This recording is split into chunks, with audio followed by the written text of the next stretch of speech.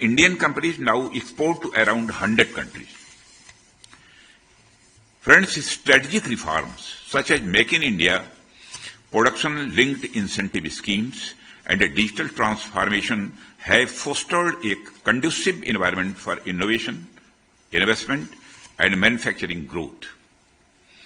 India's young and skilled workforce, expanding infrastructure, and rising technological capabilities are further strengthening its role as a global economic hub and reliable partner in resilient supply chains. This economic momentum not only enhances India's strategic influence, but also creates vast opportunities for international collaboration and investment. We have liberalized our foreign direct investment policy in the defense sector. Up to 74% FDI is now allowed under the automatic route, and beyond that, through government route, and especially when it brings in modern or state-of-the-art technology.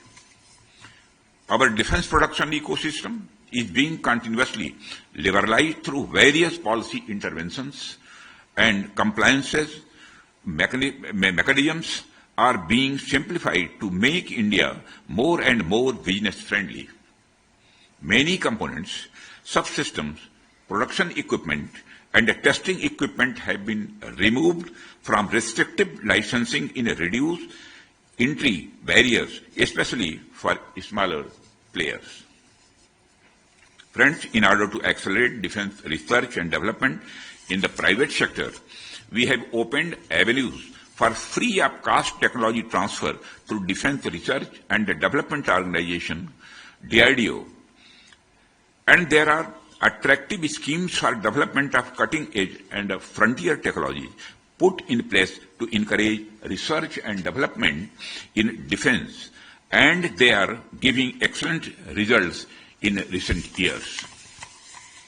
Friends, I would now like to explicitly highlight some of the areas in which we can straightway build our partnership, the so-called low-hanging fruits.